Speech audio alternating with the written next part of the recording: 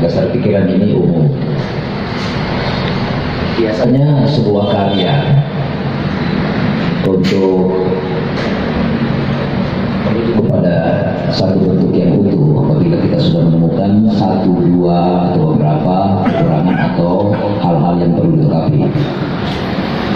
Jadi sharing seperti ini bukan hal yang tabu, dan tapi justru bisa memberikan manfaat lebih pada kita semua. Jadi kalau kita misalnya dalam seni rupa ada bentuk yang kita sudah bikin atau lukisan atau apa, sudah kita bisa melihat bahwa oh di sini yang kurang, di sini yang kurang, itu biasanya kita harus bersyukur karena itu sudah menuju kepada kesempurnaan. Itu dasar pemikiran yang pertama. Kemudian dasar pemikiran kedua, saya tidak tahu ini hari tidak ada orang burah maka ya, tapi saya pakai istilah check up. Mungkin Bung Maman atau kita semua di antara kita ini perlu check up. Kenapa kita perlu check up? Bukan semata-mata karena kita bertujuan untuk mengetahui penyakit kita, tetapi justru jauh daripada itu kita bisa mengetahui kebutuhan apa yang diperlukan oleh tubuh kita. Makanya dalam pijat refleksi mungkin Bung Maman kelihatannya sehat walafiat, tapi setelah kita pencet di ujung jari kakinya dia berteriak-teriak, apa kan? Ada trauma-trauma masa lalu yang tiba-tiba muncul dan dia menyebut nama makannya almarhumah, itu kan bisa saja, kita tidak tahu. Kemudian salah satu hal yang penting atau yang tahap dalam proses penciptaan karya itu adalah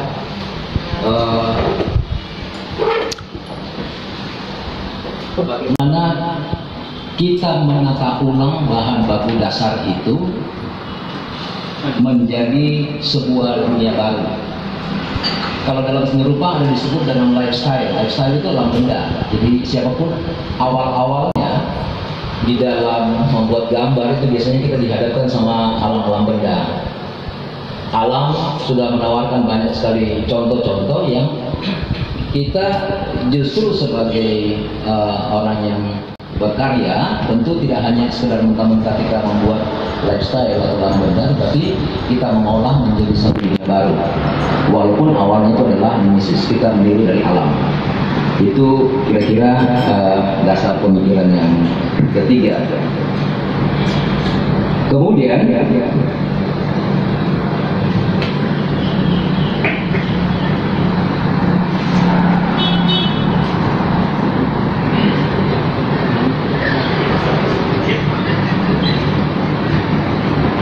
dasar pemikiran berikutnya, di dalam penciptaan proses sebuah karya kita bukan saja menyalurkan rasa, tetapi bagaimana rasa itu sudah menjadi milik publik, bisa dirasakan oleh semua orang. Kelihatannya kita banyak sekarang kecenderungan kita melemparkan persoalan dalam tanda kutip itu rasa, tetapi rasanya itu tidak menjadi rasa publik. Nah, ini yang sangat menarik yang bisa saya berikan sebuah antara awal dasar pemikiran kita untuk membahas lebih lanjut di dalam buku Maman di sini. Oke, baik. Saya memulai dengan yang kecil-kecil dulu. Ini ada beberapa catatan kaki saya. Coba kita lihat halaman 5, kemudian halaman 11, 12, 13, kemudian halaman 25, kemudian halaman 45, 47, kemudian ke 70, dan ada beberapa halaman lain. Ini penting kita sampaikan karena kenapa ini menyangkut alur daripada cerita ini sendiri. Untuk itu barangkali tidak ada salahnya kita sama-sama membuka, karena ada kita jumpai beberapa kalimat yang terpotong, yang seharusnya mungkin cara seperti mass media, jurnalis itu juga menyampaikan berita nggak apa-apa diulang-ulang. Contoh kita lihat di sini halaman pertama, halaman 5 dulu ya, halaman 5 paragraf terakhir itu di bawah. Harapannya agar sejak kecil sudah tertanam di benakku untuk mengembangkan kehidupan dunia dan akhirat dan seterusnya.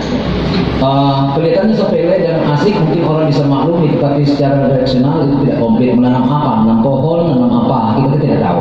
Walaupun di dalam alim yang berikut yang terakhir disebutkan di situ mungkin akidah Islam yang dimaksud. Ini banyak kita jumpai nanti di dalam tulisan-tulisan Bung Maman di dalam buku ini.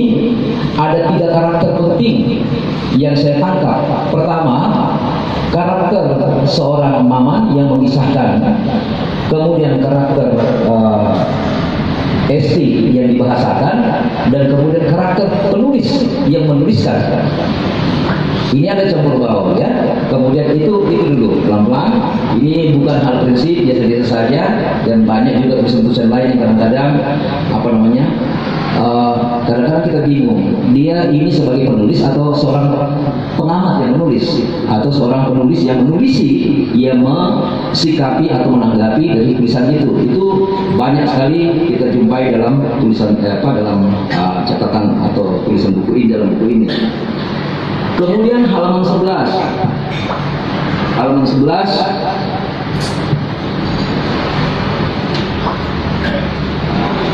kembali lagi, ini juga terkait dengan nanti halaman 12-13. Ini menyangkut edifikasi. Jadi edifikasi itu sebenarnya memang orang ketiga yang menyampaikan, bukan saya. Ada sebenarnya kalimat ini kalau kita baca secara terbuka langsung kedengarannya asik, tetapi kalau kita cerna ini luar biasa. Kehidupan mandiri yang kulalui selama bersekolah membuat aku memiliki prinsip hidup yang kokoh. Sedangkan setahu saya di usia 15 tahun, kokoh macam apa? Misalnya ya, itu contoh. Jadi edifikasi itu sebaiknya, ini saya menganggap bahwa ada penulis lain yang menuliskan, misalnya bukan kita. Harus ada kerendahan hati daripada seorang penulis yang mengalami peristiwa itu untuk tidak dulu berbahasa terlalu ini kan keras sekali ya, mempunyai prinsip yang kokoh. Setahu saya usia remaja itu labil, tetapi mungkin dia istimewa, ada hidayah yang dapat, kemudian dia tumaknina di dalam menjalankan kehidupannya. Dan contoh-contoh seperti ini banyak juga kita jumpai di dalam tulisan-tulisan di halaman-halaman berikutnya. Saya mulai dari hal yang biasa-biasa saja dulu. Kemudian contoh yang lain juga disebutkan bahwa saya tidak ingin pengalaman saya ini diikuti orang-orang lain. Begitu susahnya seorang Maman yang kalau buat salah oleh tantenya, oleh ibu angkatnya, orang tua angkatnya, dia dikasih makan makanan mentah, dan kalau perlu minum air laut.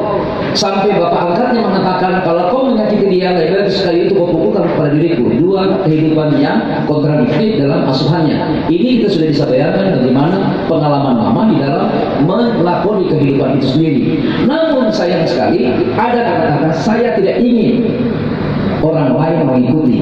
Ini motivasi, jangan melarang orang. Kalau itu bagus, biarkan orang ikut. Itu yang saya maksud. Kadang-kadang ada yang kalau kita baca seolah-olah benar dan benar adanya, tapi menurut analisa kita, kalau semua motivasi itu bagus, apapun nggak apa-apa, ikut saja.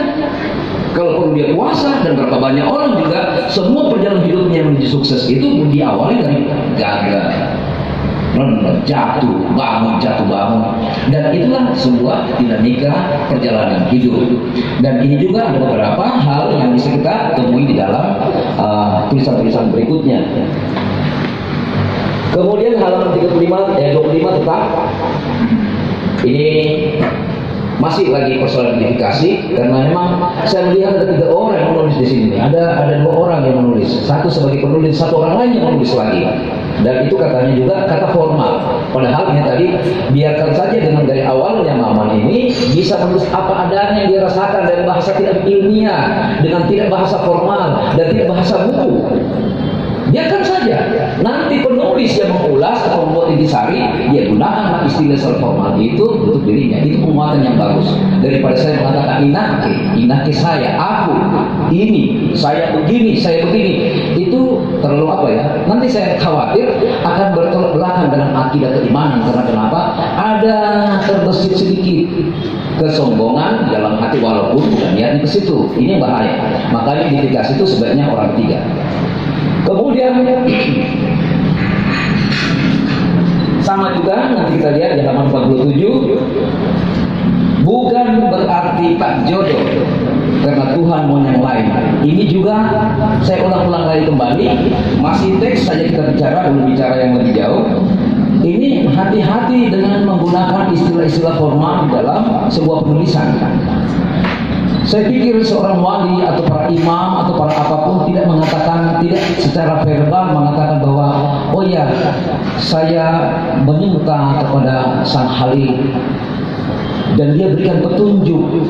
Setahu saya orang yang meminta itu sholat istikharah sekalipun macam apapun, itu ada infusi yang halus yang besar, kadang-kadang tidak terbaca. Nanti kejadian baru dia bisa simpulkan.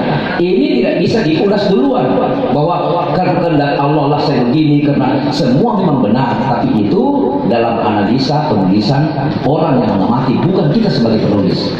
Kalau kita sebagai penulis, bahasanya, suci sekali ini Muhammad ini, luar biasa. Sudah hafal 14 kali Al-Quran, sudah naik tanah suci, sudah dia kadang-kadang berada di 5 posisi yang berbeda pada satu saat. Itu ada tingkat kesucian. Orang-orang yang dalam itu biasanya lebih bagus kita rendah hati. Ini untuk masukan di tulisan berikutnya. Hindari sebaiknya, saya tidak tahu ya, ini hanya saran saja. Kalau memang hobi begitu tak apa-apa. Kita lihat, oh ya memang. Kadang-kadang juga sekarang ini edifikasi, ya kalau dibahasakan oleh orang lain juga, wah saya bisa ngomong sendiri saja. Saya ini begini loh, saya sudah buat buku sekian, saya memiliki buku sekian. Saya mau apakan buku-buku itu di perpustakaan saya, itu kan bagus kebenarannya, tapi ya mungkin ada bahasa lainnya yang lebih asik dengan tanpa. Nah ini saya pikir mungkin karena semua pengaruh TikTok kali ya, pengaruh harus diekspos, harus apa, ini kita lupa hal yang elementer itu. Kemudian ya, jadi itu tadi masih berkaitan masuk ke wilayah keakuan, bisa diambil, itu yang hati-hati. Yang kemudian halaman 70 kita tidak tahu, walaupun disebut bahwa Esti itu dia juga dikduk untuk mau menghubungi Maman dalam teleponnya, tetapi tidak dituliskan secara detail juga itu bagaimana perasaannya Esti. Ya, ini ngomong-ngomong tentang Esti ini, sebentar saya akan singgung itu belum sekarang. Setelah dia baca proposal ya, jadi itu ketika membaca proposal itu kan kita belum tahu. Nah, dan kemudian saya masuk ke persoalan istikharah. Istikharah itu apapun, itu satu upaya yang diberikan oleh Tuhan melalui nabinya kepada kita, kepada semua makhluknya, kepada siapapun yang punya keimanan. Apabila ada sesuatu keputusan yang berat atau ingin dilakukan, minta petunjuk sama yang di atas. Nah ini kalau tidak hati-hati kita menyampaikan, ada semacam juga keangkuhan dalam beristikharah itu, bahwa begitu cepatnya, begitu saya bermohon langsung mesin lagi menjadi. Ada beberapa kalimat yang tersirat di dalam mengatakan bahwa dengan istikharah lah maka saya begini. Iya benar-benar, tetapi kan ada proses waktu yang sekian lama dan itu tidak terbaca oleh kita. Bagaimana tadi doa yang itu makbul diterima, ya. Nah ini mudah-mudahan nanti tidak akan menjadi salah kaprah tentang sholat istikharah itu. Karena kenapa? Memang harus dibahasakan dengan hati-hati, tetap ada, harus ada. Kita minta petunjuk, tapi dalam narasi berikutnya itu memang mesti kita harus detail. Jadi ini juga saya ingin katakan kepada Bung Maman bahwa ada hal-hal yang lebih detail lagi yang harus kita perhatikan supaya kita tidak terputus makna dari satu statement yang kita buat menjadi satu pemahaman umum dalam mengalirkan satu ilustrasi. Nah, kemudian yang lain.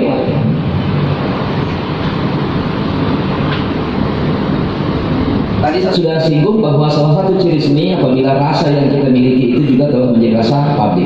Nah, saya kembali dalam hal ini saya tidak akan mengulas jauh banyak tentang redaksional, disusunan kalimat yang ada. Saya hanya batas sendiri kepada karya seni, karya art, tulisan seni itu sendiri. Ya, dalam kumpulan tulisan-tulisan ini, kalau memang dia fakta, maka fakta lah dia. Kalau memang ada sesuatu yang kita mau sampaikan lebih dan kurangnya, sudah begitulah dalam catatan. Tetapi sebentar mungkin bukan bagian saya, nanti pembicara berikutnya barangkali akan mengulas. Dan saya ingin singgung sedikit tentang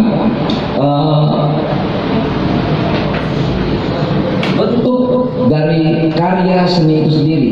Jadi di samping tadi ada strukturnya, ada batang tubuh, kemudian ada apa, kita jangan lupa juga bagaimana imajinasi kita, dan kemudian kedua adalah mengolah tadi bahan baku itu menjadi katakan misalnya cirinya antara lain misalnya dramatiknya di mana. Saya melihat di sini tidak ada tanjakan dramatik yang diciptakan oleh Mama di dalam tulisannya. Kalau dramatik dalam yang disinggung ketika mau pergi melamar dan duduk sudah pesan tiket 2 PP Jakarta Makassar, kalau ditolak saya pulang, kalau tidak saya lanjut. Saya pikir bukan itu. Tanjakan dramatik dari persoalannya dia kali ini, walaupun pada awal bagaimana dia mengisahkan pada masa kecilnya yang kalau tidak diadopsi orang lain dia akan mati seperti saudara-saudara yang lain, itu belum, itu baru awal-awal dia kecil yang akan kita naik. Saya menemukan celah di mana dramatiknya harusnya kira-kira ini catatan saya yang mungkin bagus untuk dijadikan landasan. Di mana itu? Di proposal. Saya sangat kecewa dengan proposal itu karena kenapa? Terlalu cepat Bung Mama menyelesaikan, dan Esti sadar bahwa kenapa saya juga mengambil keputusan tersisa harusnya ditolak. Karena kenapa? Ada emosi pembaca yang harus mengikuti. Karena kenapa? Di tulisan lain pasca proposal itu ada solusi. Harus berikan dulu di situ bahwa proposal saya yang semua ada dalil-dalilnya, ada hukum-hukumnya, itu tidak langsung serta-merta diterima dan ditolak. Itu dramatiknya, dan penonton pembaca itu mengikuti alurnya dan padahal kok ini proposal yang saya buat apalagi kurangnya, landasan hukumnya ada, landasan agamanya ada, semua ada, tapi kenapa ditolak oleh SD? Ini yang kita butuhkan untuk sebuah karya seni, tidak semerta-merta. Makanya nanti mungkin di wilayah nanti pembicara berikut akan ulas lebih jauh.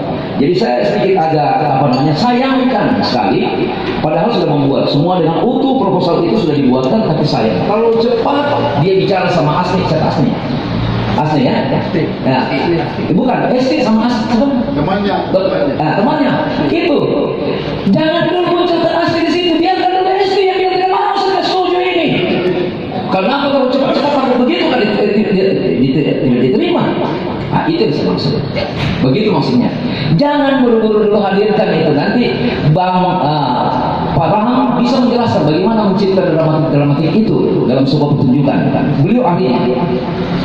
Sayang kalau cepat dimunculkan, padahal di situ nih puncaknya orang membaca.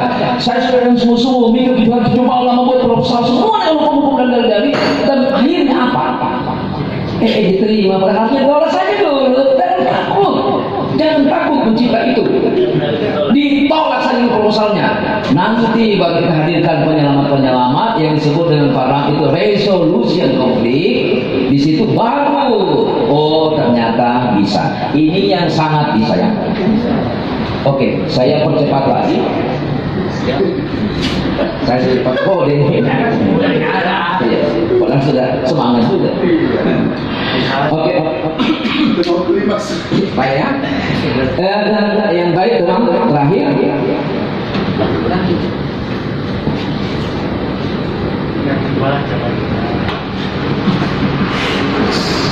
Tulisan ini juga saya menganggap bahwa ini, kalau saya tidak salah, ini adalah pertemuan ketiga membahas buku ini ya. Berarti ada sesuatu yang menarik. Saya tidak tahu apa isi pembahasan dua sebelumnya, tapi yang ketiga ini kenapa menjadi unik dan selalu dibahas. Ini mungkin ada sesuatu yang sangat istimewa. Dan di dalam benak saya terlintas bahwa ini juga bisa salah satu jadi riset, bisa jadi uji coba nuklir, gitu ya, untuk berikutnya. Dan kemudian apakah juga ini adalah satu format, salah satu pola untuk mengantisipasi antitesis daripada uang panai atau segala macam, yang kenapa akhirnya saya berkesimpulan bahwa ternyata ST itu bukan orang Engrekan ya. Ada kesan bagi saya secara pribadi bahwa seolah-olah ST ini bukan orang Engrekan, dia orang gimana gitu, dengan luar negeri gimana, dengan pola modelnya macam begitu, karena ini memang tidak biasanya. Jadi kalau saya mau bahas tentang makna prinsip intensif secara artistik, panggung apa itu pedang dan kafan. Ini sebenarnya biasa saja karena ini contoh-contoh juga sudah banyak diberikan. Tetapi yang jelas bahwa pelibatan keluarga itu juga sama dengan proposal, kalau cepat di-endingkan, diselesaikan, setuju. Harusnya tolak-tolak saja dulu. Dalam sebuah karya seni itu biarkan saja dulu. Kalau masalah keluarga tolak, silakan, nggak apa-apa. Nanti kita menemukan. Kemudian kesimpulan yang kedua yang saya sampaikan bahwa Bu Maman ini mungkin karena 9 tahun masanya untuk mengenang tadi itu, akhirnya ada beberapa item yang sedikit lupa. Imajinasi tidak terlalu digunakan, terlalu perfect ilmiah, dan kemudian ini redaksional, dan ini kan kata-kata yang sudah biasa kita benar dalam tulisan ini, dalam berbagai motivasi ataupun desain tulisan-tulisan lain. Oke ya, jadi hanya saya bisa simpulkan begitu saja. Mudah-mudahan juga mungkin bermanfaat untuk Bu Maman dalam episode berikutnya, gitu ya. Oke, baik, teman-teman hadirin sekalian yang saya hormati, lebih dan kurangnya mohon dimaafkan. Assalamualaikum warahmatullahi wabarakatuh. Yang selanjutnya saya ingin menyampaikan, tapi sahabat-sahabat saya yang saya hormati, ada sebuah pertanyaan yang harus kita geledah. Pertanyaan itu adalah, siapa yang menulis narasi? Mahar itu adalah pedang dan kain kafan. Apakah Bang Maman? Apakah editornya adalah Rusdi Tompo, Pak Rusdi Tompo, atau siapa? Saya kira nanti dijawab di akhir bincang kita. Secara ilmiah, secara bukti mata fisik, mata rohani, mata jasmani itu adalah tangannya Bang Maman atau Bung Maman yang menggores narasi ini. Berjadi secara fisik, sejarah jasmani yang menggores itu, narasi yang sangat panjang itu, lebih dari ratusan halaman itu adalah editor atau tambahan dari Bung Rusdi Tompo. Tapi saya kira menurut saya bukan. Maka jawabannya nanti sebentar. Lalu kemudian yang ketiga, saya mencoba mendalami buku Mahar dan kapan itu mahar itu apa sih? Mengapa pedang dan kain kapan? Memang Bapak Mama menjelaskan secara detail di dalam buku ini. Dalam buku ini dengan ayat-ayat sekaligus. Tetapi yang menurut saya ini ternyata setelah saya coba, bukan hanya pedang dan kain kapan maharnya, tetapi ada Al-Quran, kitab Al-Quran, ada buku, lalu kemudian alat-alat salat, lalu kemudian ada kitab, ada yang sekali ya. Nah, tapi izinkan saya menyampaikan bahwa sesungguhnya mahar itu juga dijelaskan di dalam buku Bung Maman ini, bahwa ternyata dari sejarah mahar itu boleh jadi adalah, pada Sayyidina Ali kepada Fatimah itu disebutkan adalah pedang Sayyidina Ali yang diberikan mahar.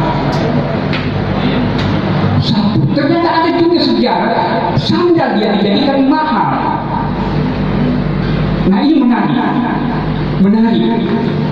Kalau begitu, apa dasar ketika Adam dan Hawa ketika dipertemukan oleh Allah di timur tengah sana atau dekat Mekah Al-Mukarramah, ketika diturunkan ke bumi, ternyata salah periksa bukan apa-apa. Tidak ada dalam bentuk materi ternyata. Jadi maharnya Adam dan Hawa itu dia adalah selawat. Bagaimana beda selawatnya itu adalah yang gampang dan pendek itu yang biasa kita dengar. Sallallahu ala Muhammad, sallallahu ala Muhammad, sallallahu ala Muhammad, sallallahu alaihi wasallam. Itu diingatkan oleh Allah ketika Adam dan Hawa bertemu. Itu dilarang ngumpul dulu bersama dengan istri, bersama dengan Hawa ya. Itu Allah tegur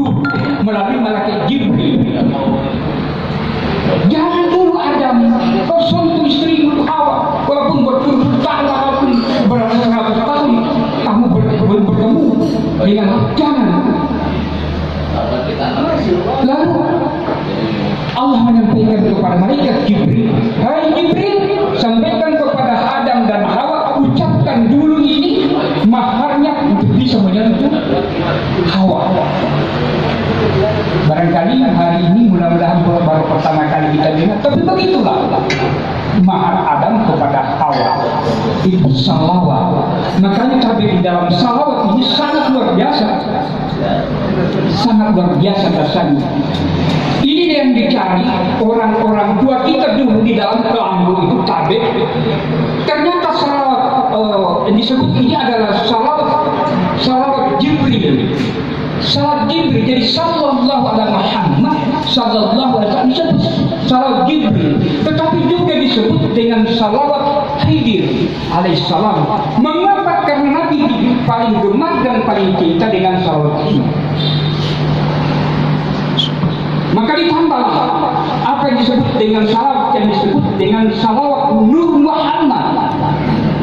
Tapi jika saya menyampaikan, mudah-mudahan bisa kita jadikan amalkan.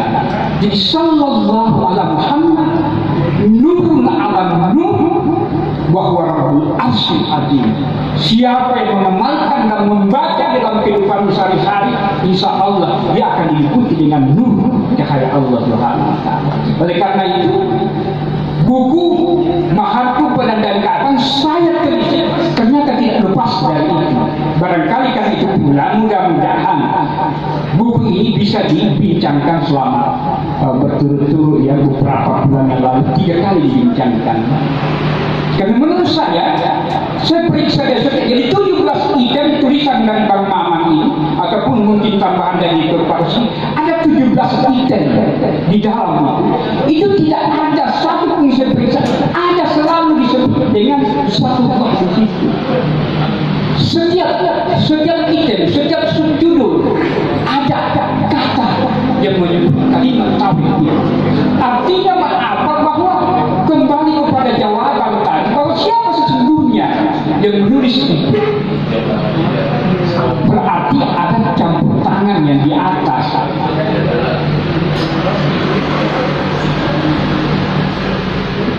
Nah selanjutnya silahkan kita.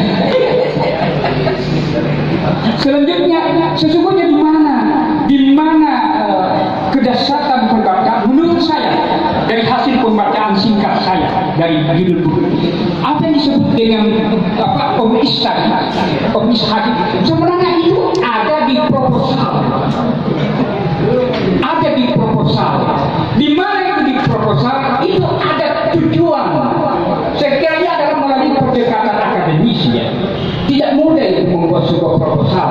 Kalau mungkin proposal skripsi, tesis, disertasi boleh jadi, tapi ini proposal untuk pernikahan. Segini sudah berkata.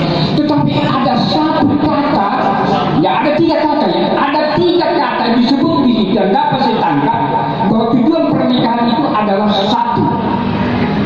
Lillah ada satu. Coba kita periksa buku ini.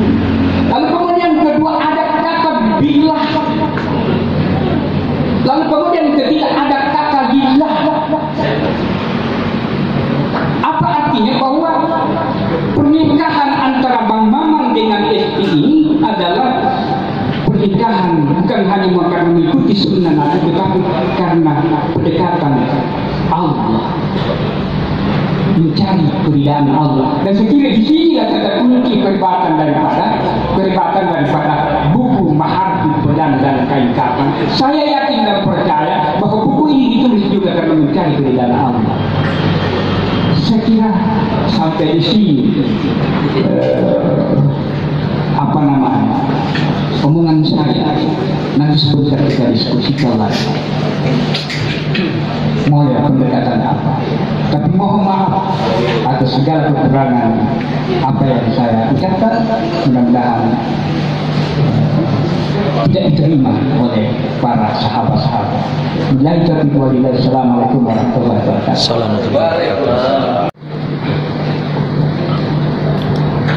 Bismillahirrahmanirrahim. Assalamualaikum warahmatullahi wabarakatuh. Waalaikumsalam warahmatullahi wabarakatuh. Terima kasih Bapak Moderator, Bapak-Bapak, Ibu dan semua yang saya hormati. Sebagai sebagai seorang politikus seperti yang tertera di spanduk, maka saya harus berani tampil beda dengan dua yang mengapit saya. Kalau kedua tokoh ini berbicara secara common sense, maka saya akan mencoba mendekati persoalan ini dengan mengemukakan berbagai dalil saya dalam bentuk tesis. Sayang sekali karena tesis yang saya bikin ini, narasi yang saya bikin ini tidak diperbanyak. Jadi bapak-bapak, ibu-ibu bisa meminta PDF-nya kepada Bang Maman. Ada sekarang, bisa dikirimkan melalui WA.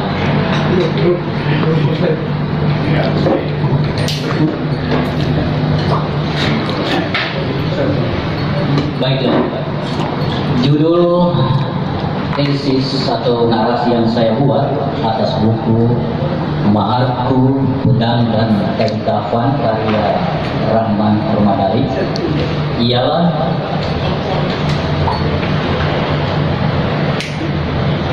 Maharku, Pedang dan Kain Kafan antara syariat dan simbol patriotisme jihad keluarga.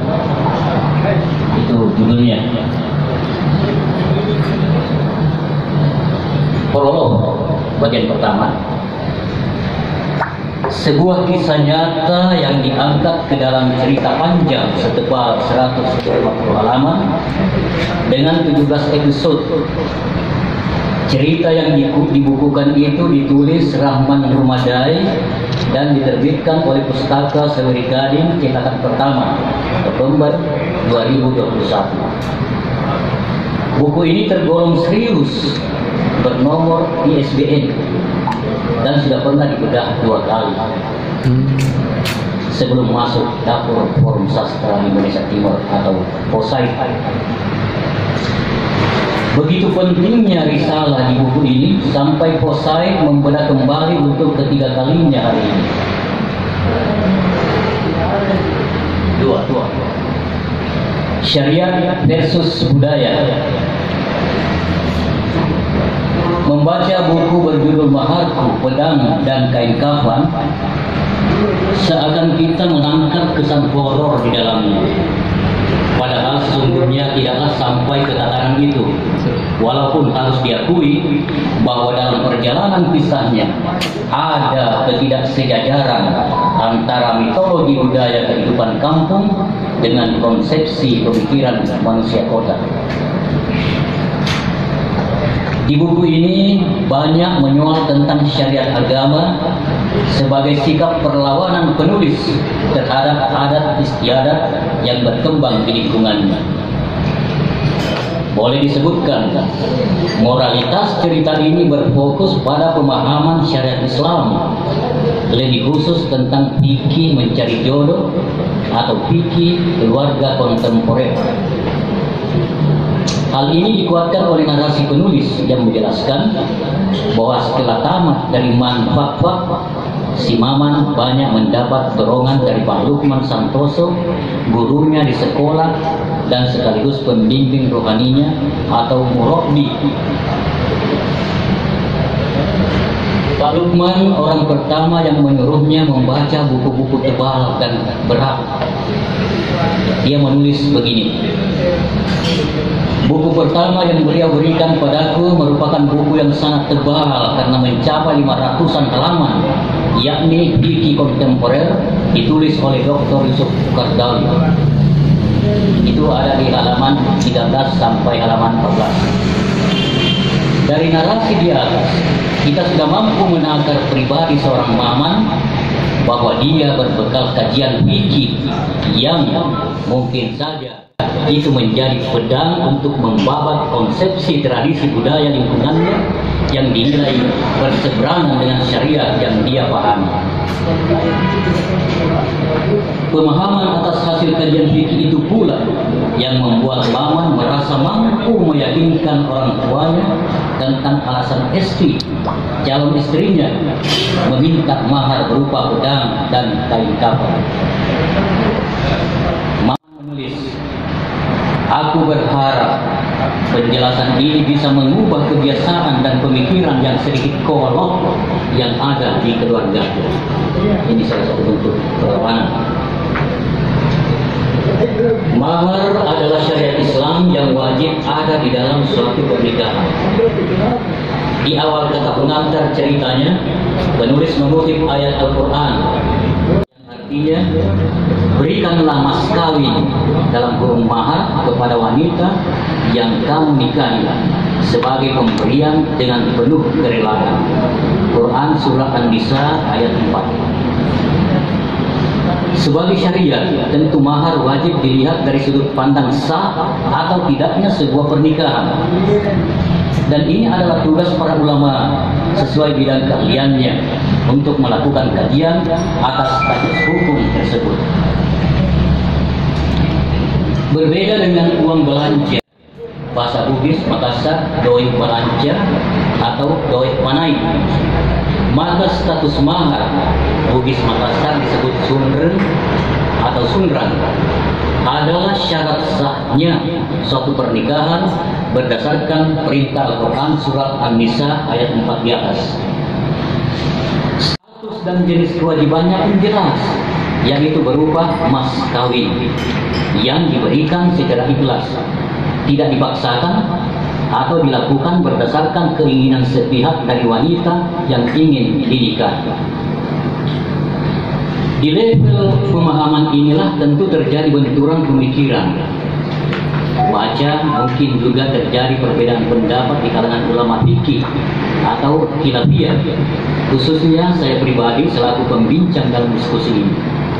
Karena itu muncul pertanyaan, apakah status mahar itu berwujud pemberian emas dari calon suami sesuai perintah Al-Quran Surat An-Nisa ayat 4, ataukah mahar itu berstatus permintaan dari calon istri seperti halnya permintaan mahar berupa pedang dan kain kafan?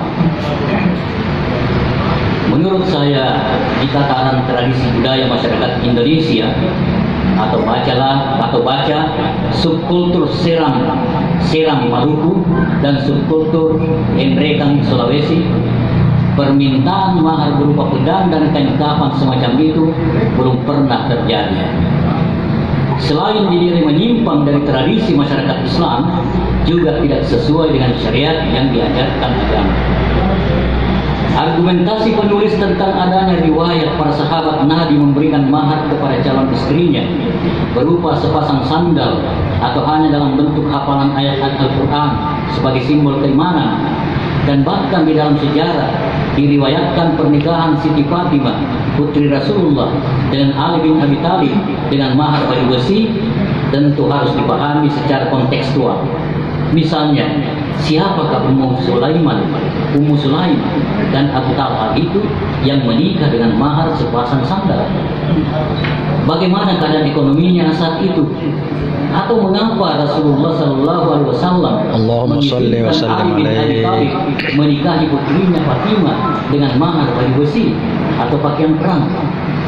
Hal-hal seperti inilah sesungguhnya yang menjadi objek kajian para ulama fikih, dan tentu saja ini menyangkut asbabul wurud, sebab-sebab dikeluarkannya satu hadis.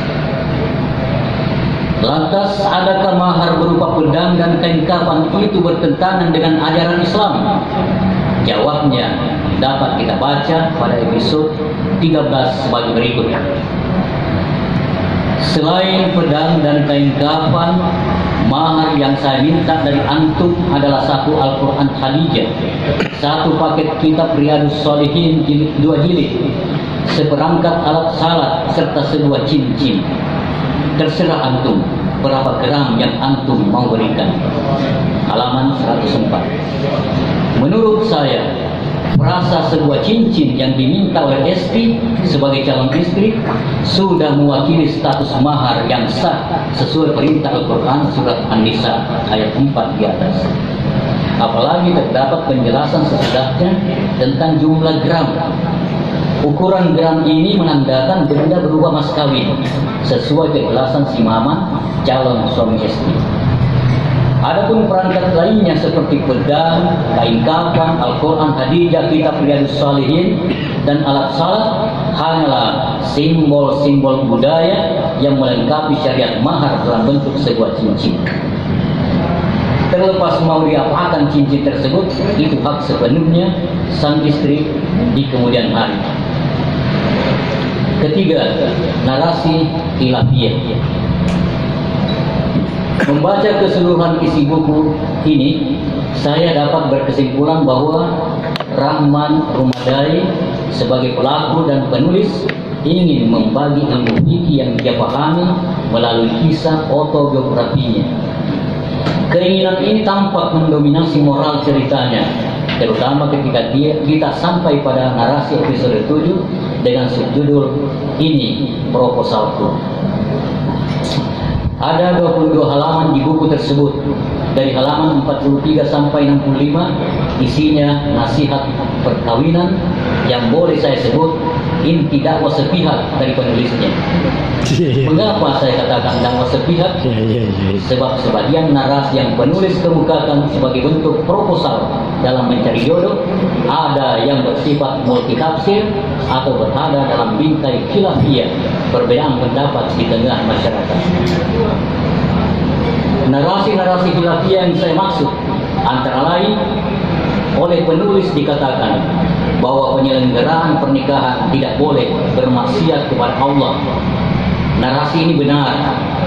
Namun ketika penulis memaparkan contoh bermaksiat seperti tidak ada pemisahan antara tamu laki-laki dan wanita, tidak makan sambil berdiri atau standing party ala pesta metropolitan, pengantin tidak disandingkan dan tidak bersalaman, maksudnya jabat tangan dengan lawan jenis, maka narasi ini menimbulkan benturan pemikiran budaya di kalangan masyarakat. Mengapa? Tentu jawabnya bahwa narasi tentang makna kemaksiatan dimaksud masih membutuhkan pandangan lain dari sudut kausal prima sebab akibat terjadinya peristiwa tersebut. Terlepas dari narasi-narasi dakwah sepihak itu, Mamang telah berhasil meyakinkan lingkungan keluarganya bahwa apa yang dilakukan bersama Esti, calon istrinya itu adalah benar dan sesuai dengan syariat yang diajarkan oleh agama Islam. Salah satu contoh yang perlu saya kemukakan sebagai narasi dakwah yang sepihak, ketika penulis Bung Maman mengatakan bahwa di acara perkawinan tidak boleh ada bersalaman antara laki-laki dan perempuan atau jabat tangan. Sementara di lain pihak ada pendapat ulama yang mengutip hadis yang mengatakan mamin muslimaini yaltaqiyani wa yatasafahani illa ghufira lahuma qabla an yatafarraqa. Masyaallah, Ustaz betul. Dua orang Islam, kata Nabi, apabila bertemu dan saling menjulurkan kedua tangan, mereka tidak akan terlepas kedua tangannya qabla an yatafarraqa, sebelum mereka diampuni dosanya oleh Tuhan. Nah, ini sudah benturan pemahaman ini. Dua-duanya ini hadis sahih. Iya. Yang dikutip oleh Bung Maman dengan yang saya bacakan tadi. Tapi ini bukan hal yang tidak baik karena memang Bung Maman memiliki kajian fikih khusus sesuai dengan pemahamannya, dan tentu pemahaman masyarakat tentang hal seperti itu juga mempunyai kajian fikih yang lain. Iya. Empat,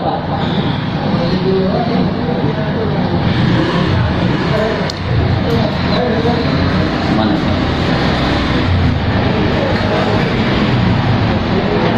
Karena kita tidak perbanyak, jadi saya harus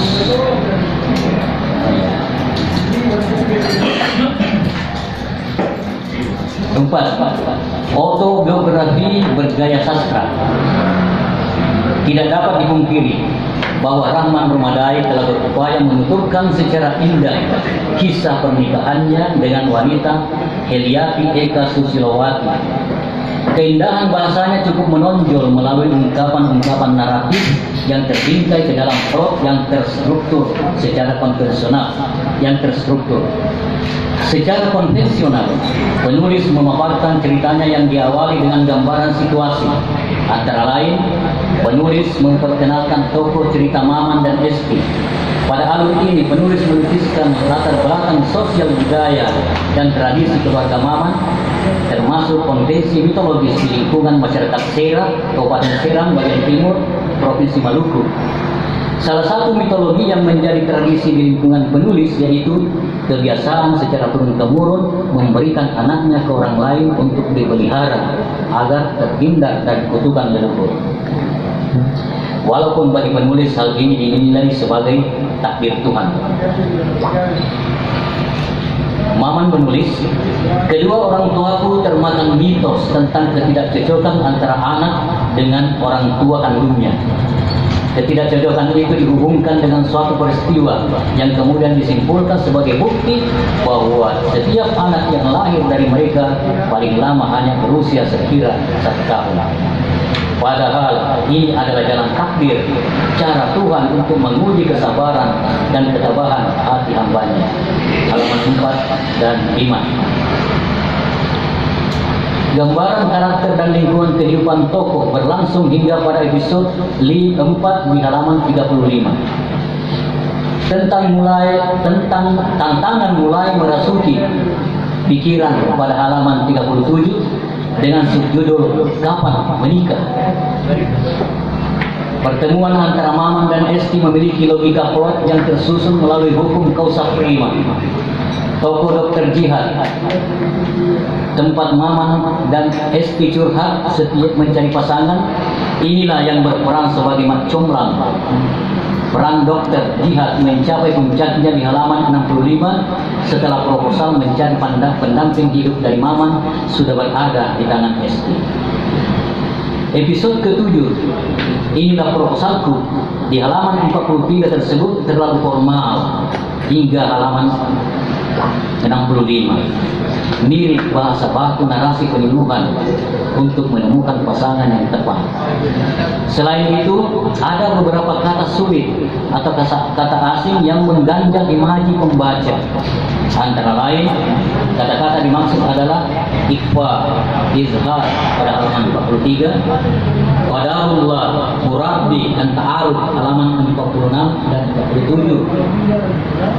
Istilah asing ini tidak sama perannya dengan kata istihara. Sebab kata istihara sudah bagus sebagai jenis salat sunat minta petunjuk di halaman 51. Pertanyaan, apakah menggunakan istilah asing seperti itu tidak dibolehkan dalam cerita bergaya sastra? Jawabnya, boleh. Hanya saja, apabila penggunaan istilah tersebut terkesan dipaksakan tanpa disertai penjelasan atau skenotesia, kadang-kadang cerita kurang komunikatif. Di sisi penggarapan bahasa, memang ada beberapa filosofi kultural yang penting dipertanyakan kepada penulis. Misalnya, ini Dr. Gini Jihad orang keturunan apa? Dialeknya memakai sapaan ente. Esti memakai kata ikhwan. Dan Bang Maman orang dari mana? Dan berlatar budaya apa? Ini yang saya maksud sebagai bahasa yang diarab-arabkan, sehingga mengurangi getah sastra pada citra imaji cerita tersebut. Gita sastra. Istilah ma'isyah pada halaman 55 juga asing, tetapi tetap komunikatif di wilayah apresiasi pembaca, sebab ada penjelasan di dalam kurung atau skenotesia yang artinya tidak harus berpenghasilan tetap, tetapi tetap berpenghasilan. Lafaz ijab kabul yang menggunakan gabungan bahasa Arab dan Indonesia pada halaman 145 memang terasa lain dari yang biasa. Moralitas ijab kabul tersebut tetap terpelihara dan sah sesuai syariat.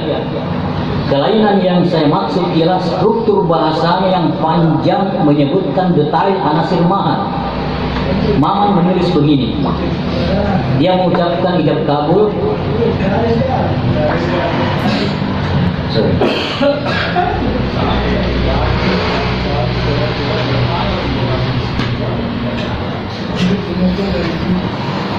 Tenang Pak.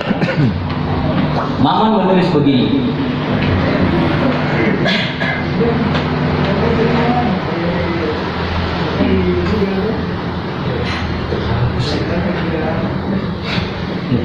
Bismillahirrahmanirrahim. Ankahtuka wa zawwajtuka maktubataka Heliati Eka Susilawati binti Saiful Al-Bakri. Sebuah pedang yang di atasnya bertulis Rahman Rumadai dan Heliati Eka Susilawati, kain kapan, sebuah cincin emas, satu paket kitab Riyadhus Shalihin, sebuah Al-Quran dan seperangkat alat salat halal. Itu ijab yang diucapkan oleh orang tua si Esti. Ya.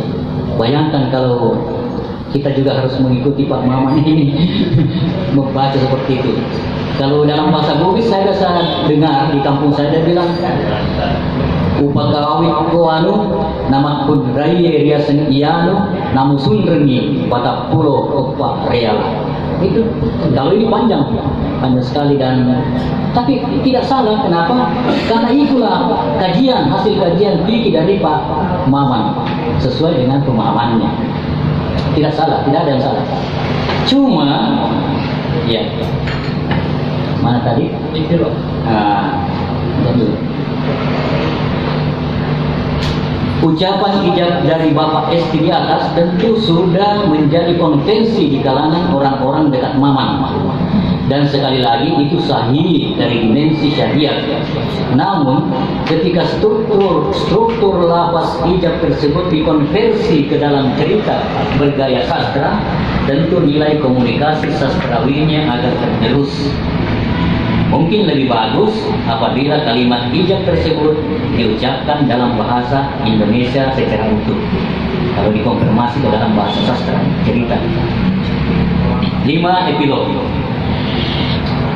Secara keseluruhan dari dimensi sastra, cerita pengalaman hidup ini tergolong autobiografi. Sudah terjawab tadi.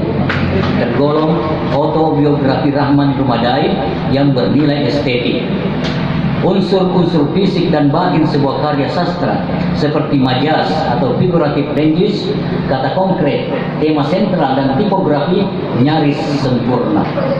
Meskipun demikian, salah satu kelemahan cerita ini ialah plot atau alur cerita kurang utuh, karakter pelaku cukup tergarap, namun dinamika penceritaan terasa datar, suspense, klimaks dan anti klimaks belum terbina dengan cerdas. Ini kan yang dimaksud Pak Sati bahwa tidak ada loncatan dramatik.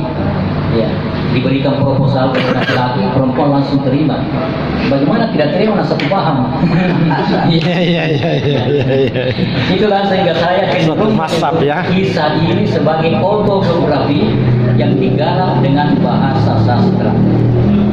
Judul Maharku, Pedang dan Kain Kapan ternyata hanyalah simbolisme keteguhan hati seorang suami dalam jihad keluarga secara lahir batin, material spiritual, serta dunia wal akhirat.